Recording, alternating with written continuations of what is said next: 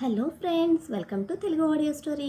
మీరు కనుక ఛానల్ని ఫస్ట్ టైం చూస్తున్నట్లయితే ఛానల్ సబ్స్క్రైబ్ చేయండి, లైక్ చేయండి. అలాగే ఈ స్టోరీపై మీ వాల్యుబుల్ ఒపీనియన్ని కమెంట్ రూపంలో తెలియజేయండి. ఇక కథలోకి వెళ్దామా? చెల్లి నీవెవరో పార్ట్ 106 చూసే ముందు పార్ట్ 105 చూడండి. లింక్ డిస్క్రిప్షన్లో ఇవ్వడం జరిగింది. ఎప్పుడు ఎక్కడ కనిపించని ఆకర్షణ అమృతను పట్టి చూస్తున్న నిశాంత్ కళ్ళలో కనిపిస్తూ ఉంటే వికాస్లో ఎన్నో అనుమానాలు, నిర్మల గారిలో ఎన్నో ప్రశ్నలు తలెత్తాయి. ఇదంతా రాణా డేగ కళ్ళను దాటిపోలేదు. చెప్పలేదా మీ తమ్ముడికి షాప్కి వెళ్తున్నట్టు అని అడిగితే, వాడు వచ్చింది అమ్మ కోసం, ఇవన్నీ అవసరం లేదు అని మరో పాయింట్ లేకుండా ఆన్సర్ ఇచ్చాడు వికాస్. తనదైన ఈవిల్ స్మైల్ తో అన్నదమ్ములు ఇద్దరిని ఒకసారి చూసిన రాణా ఇప్పటి వరకు ఉన్న చికాకంతా పోయినట్టు లగ్గి బుక్కన ఇష్టంగా ముద్దు పెట్టాడు. వెనకనే లోపలికి వెళ్లి వికాస్ ఇచ్చిన కవర్తో బాబు కోపం పెంచే పని చేయలేక ఉదయ్తో పాటే ఉండిపోయింది చైత్ర. ఎంతసేపు ఇక్కడే ఉంటావు అని డిక్కీ క్లోజ్ చేస్తూ కార్కి నిలబడిన చైత్రను క్వశ్చన్ చేశాడు ఉదయ్. మండుతున్నాడుగా అంది గట్టు పెట్టుకున్న మొహంతో. ఎలా అయినా తప్పదుగా. నేహ పట్టించుకోవడం లేదన్న నీరసం బట్టర్ బాబుది. ఏం జరుగుతుంది ఇద్దరి మధ్యలో అని అడిగితే, చెప్పానుగా అన్నాడు నేహ గురించి అనుకొని. మీ ఇద్దరి మధ్య కాదు, ఆ ఇద్దరి మధ్యలో అని చిట్లించిన మొహంతో రోజు రోజుకి పెరిగిపోతుంది అంది కన్ఫర్మ్ చేస్తూ. వికాస్ లో కూడానా వింతగా డౌట్ గా అడిగాడు బటర్ బ్రెయిన్ కి వచ్చిన డౌట్ ని. కనిపించడం లేదా అని చేతిలోని కవర్ ని చూపిస్తూ, వాడికి నా మీద చాలా గౌరవం, ప్రేమ ఉన్నాయి. అయితే ఎప్పుడు ఎవ్వరి ముందు ఎక్స్ప్రెస్ చేయాలని వాడు చూడ్డు. బట్ రైట్ నౌ అలా లేడు, పోటీ పడుతున్నాడు. ఇది తర్వాత కూడా ఇవ్వచ్చు, రాణా గారి ముందే ఇచ్చి వాడి ఈగో చూపిస్తున్నాడు అని తన ఫ్రస్ట్రేషన్ కక్కేసరికి ఉలిక్కిపడ్డ ఉదయ్, అయితే నన్ను లాగొద్దు అంటూ పారిపోయాడు. ఇప్పటికే మోయలేనని తలనొప్పులు మోస్తున్నాడు పాపం. ఇంకా ఎక్కడ పడతాడు ఇది కూడా. ఇంకా నేనెవరికి చెప్పుకోవాలి అని కాలు నేలకేసి కొట్టి అదే చిరాకుతో రాణా వికాస్ జెలసీ కాంపిటీషన్ కి తిట్టుకుంటూ లోపలికి వచ్చిన చైత్రకు నిర్మల గారితో పాటు నిశాంత్ కూడా కనిపించడంతో పలకరిస్తూ వెళ్ళింది. వాళ్లతోనే ఉన్నాడు వికాస్ కూడా. మర్యాద కోసం రాణా కూడా అక్కడే ఉన్నాడు. వికాస్ ని క్షణకాలం కోపంగా చూసిన చైత్ర కళ్ళు రాణా మీదకు మళ్లేసరికి ప్లీడ్ చేస్తున్నట్టు నేలకు వాలిపోయాయి. దాంతో డెవిల్ బాబు పెదవుల మీద ఈగో స్మైల్ అందంగా మెరిసింది. అమ్మయ్యా, చల్లబడ్డాడు అనుకుంటూ ప్రశాంతంగా వెళ్లి నిర్మల గారి పక్కన కూర్చుంటే తన చేతిలోని కవర్ చూసి, చీర తీసుకున్నావా అని అడిగారు ఆప్యాయంగా. నేను కాదు, నీ కొడుకే తీసుకున్నాడు చూడమ్మా అని కవర్ ఇవ్వడంతో బయటకు తీసి చూసిన నిర్మల గారి కళ్ళు మమకారంతో వికాస్ ని చుట్టేస్తూ ఉంటే, తల్లితో పాటు తనకి సేమ్ కలర్ లో కాస్ట్లీ శారీ తీసిన వికాస్ అభిమానానికి కృతజ్ఞతగా చూసింది చైత్ర. తల్లి కన్నా కాస్తంత చైత్ర మీద ఎక్కువ ప్రేమను చూపిస్తున్న వికాస్ ను తీక్షణంగా చూస్తూ లేచి నిలబడ్డ రాణా చేతుల్లో నుంచి జర్రున కిందకి జారాడు లక్కీ. ఒక్క క్షణం లక్కీ అలా ఉండి ఉంటే అసహన నిండిన రాణా ఫేస్ చైత్ర చూసేదేమో. బట్ లక్కీ వల్ల మిస్ అయింది. నా స్టొమక్ లో rats running running, I'm also running running. తాత, Amrutha, come, I'm hungry hungry అని అరుస్తూ డైనింగ్ హాల్ సైడ్ పరిగెట్టాడు Lucky. Lucky slow, don't run అంటూ వాడి స్పీడ్ కి కంగారుగా లేచిన చైత్ర, మీరు కూడా రండి, అందరం కలిసి డిన్నర్ చేద్దాం అనేసి లక్కీ వెనక్కి వెళ్లిపోయింది. నేను ఫ్రెష్ అయ్యి వస్తాను, మీరు కంటిన్యూ చేయండి అని రాణా కూడా వెళ్తూ ఉంటే వికాస్ కూడా అదే మాట చెప్పి తన రూమ్ కి వెళ్ళాడు.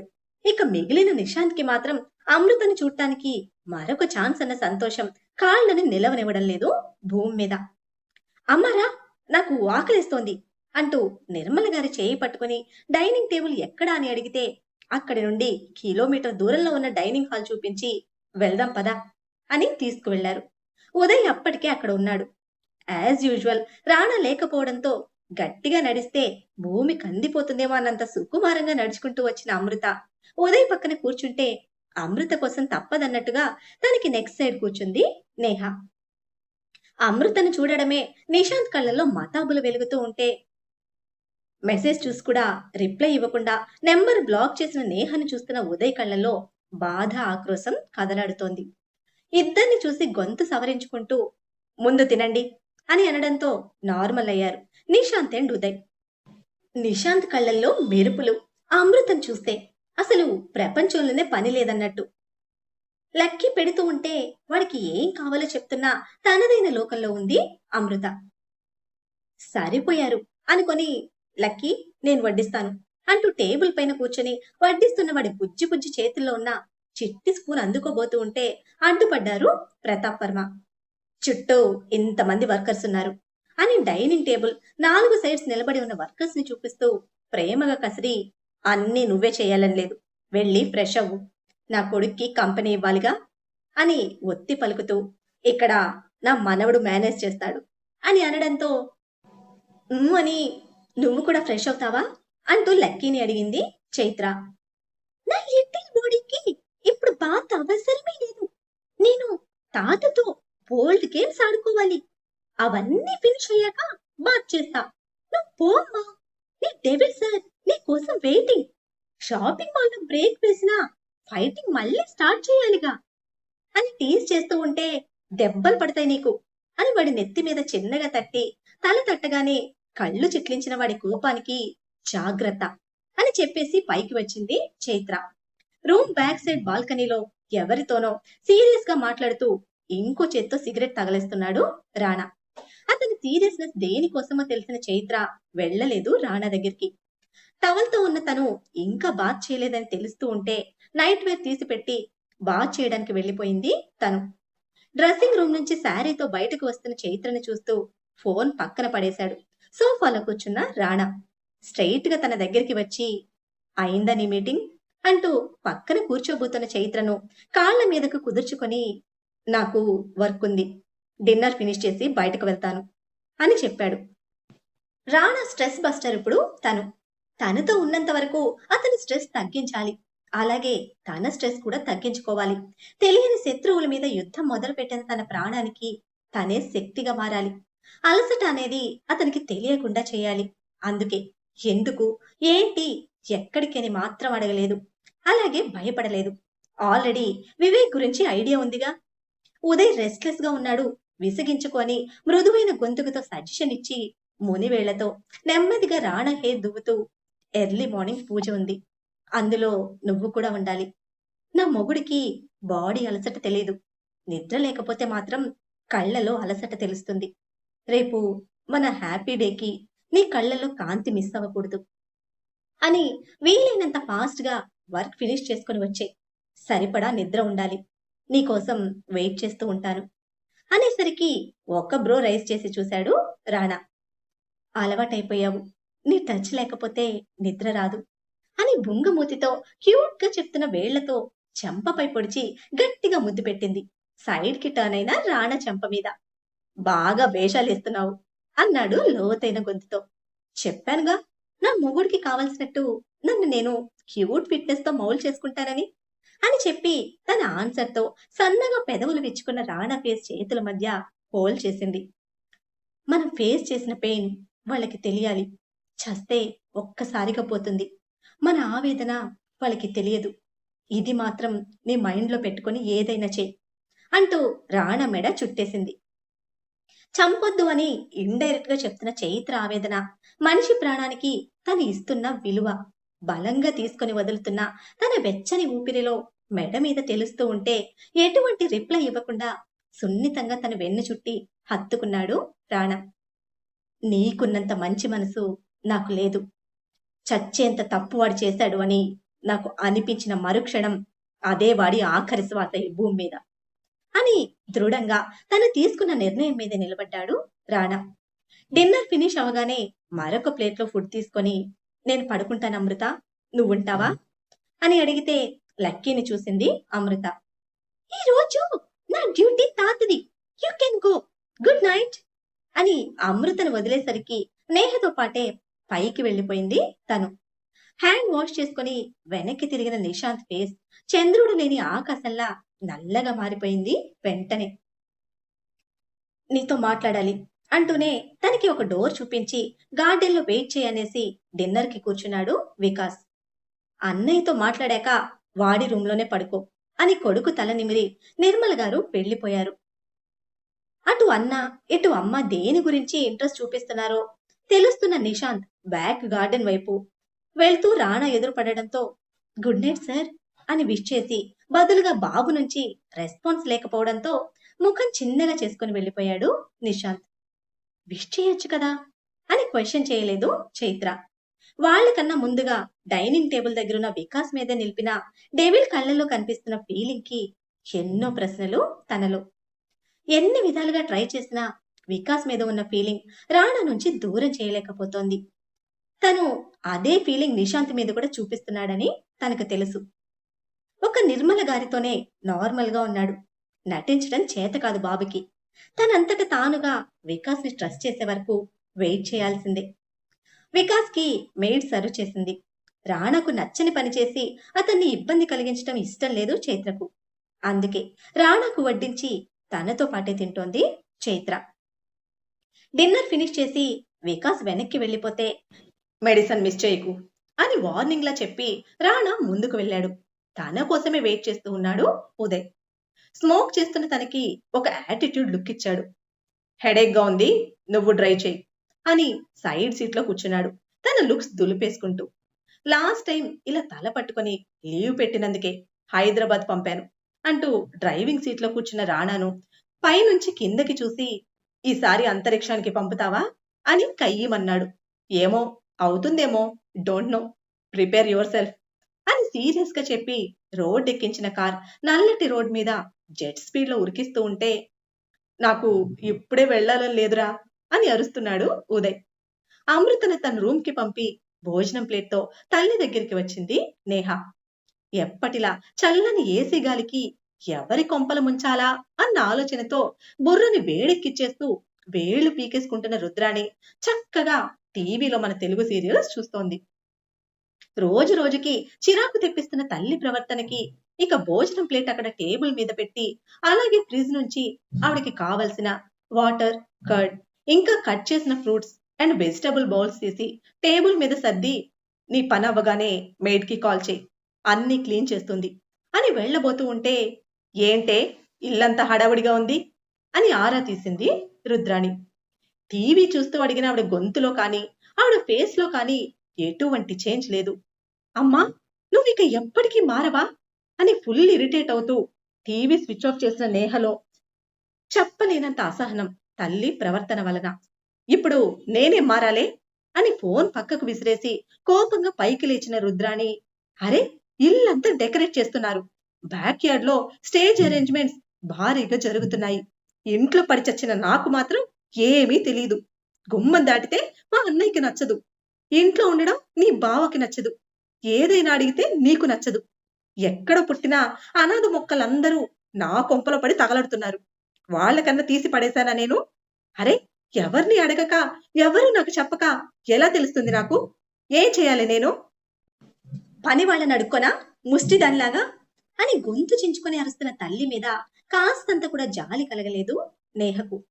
నువ్వు చేసిన తప్పులకు నిన్ను ఇంట్లో ఉంచడమే గొప్ప, ఇంకా ఇటువంటి ఎంక్వైరీలు చేశావని మావయ్యకి కానీ బావకి కానీ తెలిస్తే నెక్స్ట్ సెకండ్ నిన్ను మెడ పట్టుకుని బయటకు తోసేస్తారు అని కనికరం అనేది చూపకుండా చాలా కఠినంగా చెప్పింది నేహ.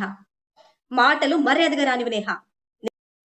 నేను నీ తల్లినని గుర్తు చేసుకోవాల్సిన కర్మ పట్టింది ఈ రుద్రానికి. తల్లివి కాబట్టే ఎన్ని తప్పులు చేసినా, ఇంత చీప్ గా బిహేవ్ చేస్తున్నా నీకోసం అన్ని చేస్తున్నాను. ఇంకోసారి ఇంటి విషయాల్లో నువ్వు ఏదైనా ఎంక్వైరీ చేస్తే మాత్రం ఊరుకోను. స్ట్రైట్ గా నేను బావకి చెప్తాను, ఇప్పటికి చేసింది చాలు, పెట్టింది తిని నిన్ను నువ్వు మార్చుకోవడానికి ట్రై చేయి అని విసురుగా అడ్వైస్ చేసి వెళ్లిపోవడానికి కదిలిన నేహ చెయ్యి పట్టుకుని వెనక్కి ఫోర్స్ గా గుంజింది రుద్రాణి. ఒక్కసారిగా వెనక్కి వచ్చి సోఫాలో పడిన నేహ అంతే కోపంతో దిగ్గున లేచి, ఆర్ యు మ్యాడ్, ఎందుకు ఇలా నాన్ సెన్స్ క్రియేట్ చేస్తున్నా అంటూ అరిచింది. నాన్ సెన్స్ చేస్తుంది నేను కాదే, నువ్వు. మాటకు ముందు తప్పు చేశాను అంటున్న నీకు అసలు మీ బతుకులేంటో తెలుసా అని ఎత్తి పొడిచేసరికి మంటగా చూసింది నేహ. నీకేం తెలియదు, పసిపిల్లవి నువ్వు. నేను ఇక్కడికి వచ్చేసరికి ఎటువంటి పరిస్థితిలో నేను ఇక్కడికి వచ్చానో తెలుసా? లక్షలు కట్నం పోసి ఆస్తుల్లో భాగాలిచ్చి నన్ను చేతుల్లో పెట్టిందే కాకుండా మీ నాన్నను నమ్మి వ్యాపారం పెట్టించాడు మా అన్నయ్య మా నాన్న ఇద్దరూ కలిసి. కానీ మీ నాన్నేం చేశాడు? ఒక్కసారిగా వచ్చి పడిన నడమంత్రపు సిరికి కళ్ళు నెత్తి మీదకెక్కి తాగి జల్సాలు చేస్తూ వ్యాపారాన్ని పట్టించుకోకుండా మొత్తం నష్టాల పాలు చేశాడు. అక్కడికి మా నాన్న చాలా సపోర్ట్ చేశాడు, కానీ నిలబెట్టుకోలేదు. నెత్తి నోరు కొట్టుకొని చెప్పాను, మొత్తం పాడు చేస్తున్నారని. పట్టలేదు మీ నాన్నకి. తాగి తాగి ఆ తాగుడుతోనే యాక్సిడెంట్ చేసి చచ్చిపోయాడు. అప్పటి వరకు మహారాణిలా బతికిన నేను మీ నాన్న పోవడంతో ఇంటి పనిదాన్నయ్యాను. నా బాధ చూడలేక మా నాన్న అన్న ఇద్దరు పిల్లలతో ఉన్న నన్ను ఇంటికి తీసుకొస్తే మీ అత్త మావయ్య నా మీద కనికరం చూపించారు. అటువంటి జాలి బ్రతుకు నాతోనే పోవాలి అని, నా పిల్లలకి రాకూడదని నేను అన్నీ చేశాను. నా పిల్లలకి నాలా కాకుండా మంచి భవిష్యత్తు ఇవ్వాలని ఆశపడ్డాను. మీ నాన్న లాంటి దౌర్భాగ్యుడు నీ జీవితంలోకి రాకూడదని మీ బావకిచ్చి పెళ్లి చేయాలనుకున్నాను. మీ అన్నను నా అన్న చేతి కింద పెట్టి యువరాజులా చూసుకోవాలనుకున్నాను. మీకోసమే డబ్బులు దాచాను, మీకోసమే అబద్ధాలాడాను, మీ ఇద్దరి భవిష్యత్తు కోసమే ఎన్ని చేశాను. నా కష్టం మీ దాకా రాకూడదనే నా తాపత్రయం. అది అర్థం చేసుకోకుండా వాడి చదువుకు గాలి కొదిలేసి బాధ్యత లేకుండా మీ నాన్నలాగే తాగి తందనాలాడుతూ డబ్బులు తగలేస్తున్నాడు. చెడు తిరుగుళ్లకు అలవాటు పడి ఇప్పుడు ఇంటికి దూరమయ్యాడు. ఇక నువ్వు ఆ సన్నాసెదవని నమ్మి చెడిపోయి కూర్చున్నావు అని ఆ మాట వినడమే నేహకు చెప్పుతో కొట్టినట్టుగా అనిపించింది. ఒకప్పుడు రాణాను వలలో వేసుకోమని తనను తయారు చేసి గదిలోకి తోసిన తల్లి ఇప్పుడు తనని అంతంత మాటలు అంటూ ఉంటే తీసుకోలేకపోయింది నేహ. మీ ఇద్దరి గురించి నేను ఎన్ని కలలు కన్నానో అన్ని నాశనం చేశారు అని ఏడుస్తూ తల బాదుకుంటున్న రుద్రాణి 2 చేతులు బలంగా లాగి పట్టుకుంది నేహ. ఎర్రగా నిప్పులు కురిపిస్తున్నట్టు ఉన్న నేహ కళ్ళను చూస్తూనే తన కుళాయి కట్టిపెట్టి, ఏంటి ఆ చూపు? ఇప్పుడు నీకు కూడా కానిదాన్నయ్యాను కదా, అందుకే ఇంట్లో జరిగేది ఏది నా దాకా రానివ్వటం లేదు. నువ్వు కూడా వాళ్ళతో కలిసిపోయావు కదూ, నీ కన్న తల్లిని వెలివేశావు కదూ అని నిష్ఠూరమాడింది రుద్రాణి. ఛీ, నిన్ను ఇంకా మమ్మీ అని పిలవాలి అంటేనే నాకు ఇరిటేటింగ్ గా ఉంది. ఎలా ఎలా మాట్లాడుతున్నావు మమ్మీ ఇలా? అసలు కొంచెమైనా మనిషిలా ఆలోచిస్తున్నావా? నేను చెడిపోయానా అని కన్నీళ్లు కక్కుతున్న కళ్ళతో ప్రశ్నించింది నేహ. నీ ప్రమేయం ఉన్నా లేకపోయినా పెళ్లి కాకుండా ఒక మగాడి చేతిలో నలిగితే చెడిపోయిందని అంటారు అని తన మాట సమర్థించుకుంది. కోపంలో నేనన్న మాటనే పట్టించుకున్నావు కానీ నా బాధను అర్థం చేసుకోలేదు అని తమాయించుకుంటున్న రుద్రాణి చేతులు విసురుగా విసిరి కొట్టి, యు ఆర్ రైట్ మమ్మీ, నేను చెడిపోయాను. బట్ నా అంతట నేనుగా చెడిపోలేదు. అండ్ వాడిని నమ్మి కూడా చెడిపోలేదు. వాడి మీద నేను పెట్టుకున్న నమ్మకాన్ని వాడు చెడగొట్టలేదు మమ్మీ. డ్రింక్ చేసిన మత్తులో ఇద్దరం కలిసి తప్పు చేశాం. అది మిస్టేక్. మావయ్య బావ అందరూ ఇదే చెప్పారు. బట్ ఉదయ్ మాత్రం అది తప్పు అని కూడా ఒప్పుకోడు. బికాస్ యు నో వై అంటూ గట్టిగా కళ్ళు ఒత్తి తుడుచుకుంటూ తల్లి ముందుకు వచ్చి నిలబడ్డ నేహను చూస్తూ ఆమె ఆవేశానికి గుటకలు మింగుతోంది రుద్రాణి. ఎందుకో మొదటిసారి కూతుర్ని చూస్తూ ఉన్నా కూడా భయం వేస్తోంది ఆ మహాతల్లికి. వాడు నన్ను లవ్ చేశాడు, నీకన్నా గ్రేట్ గా లవ్ చేశాడు.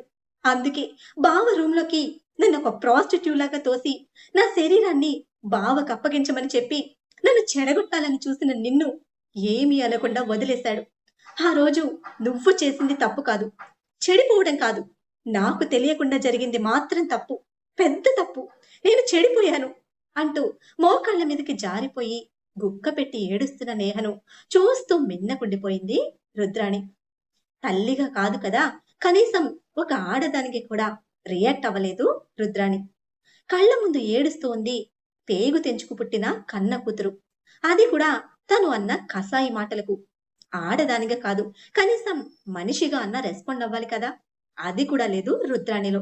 అసలు మనసు అనే పదార్థం ఈ మనిషిలో ఉందా, లేదంటే ఎండిపోయిన ఏ మానుతోనో, ఎందుకు పనికిరాని ఏ బండరాయితోనో ఈ మనిషిని ఆ బ్రహ్మ తయారు చేశాడా అన్నట్టుగా ఉంది రుద్రాణి ప్రవర్తన. మరి ఉదయ్ మనసులో నేహ స్థానం, ఉదయ్ ప్రేమలోని లోతు నిజాయితీ అర్థం చేసుకున్న నేహ ఇంకా ఉదయ్ని ఎందుకు దూరం పెడుతోంది? నిశాంత్ చేసిన ప్రేమ గాయానికా, లేక తప్పు చేశానన్న భావన మనసును ముల్లై గుచ్చుతూ ఉంటే ఆ బాధ కోపం ఆ తప్పుని తనతో కలిసి పంచుకున్న తన పరిస్థితికి కారణమనే కోపాన్ని ఉదయ్‌పై చూపిస్తోందా? అంతే కదా! ఏ ఆడపిల్లైనా తన జీవితం ఒక అందమైన ప్రేమ కథలా మొదలు కావాలని కోరుకుంటోంది. కానీ చేసిన తప్పుకు శిక్షగానో, ప్రతిఫలంగానో కాదు. అదే నేహ తీసుకోలేకపోతోంది. ప్రేమ చేసిన గాయానికి తిరిగి ఆ ప్రేమ మాత్రమే మందుగా మారి మాన్పగలదనే వాస్తవాన్ని అర్థం చేసుకున్న రోజు నేహ ఉదయ్‌ల ప్రేమ ప్రయాణం కొత్తగా మొదలవుతుంది. అదెప్పుడు చూసేయాలంటే ఫాలో అయిపోండి మరి. అలానే ఈ ఎపిసోడ్‌ని లైక్ చేయటం మాత్రం మర్చిపోకండి. Bye friends.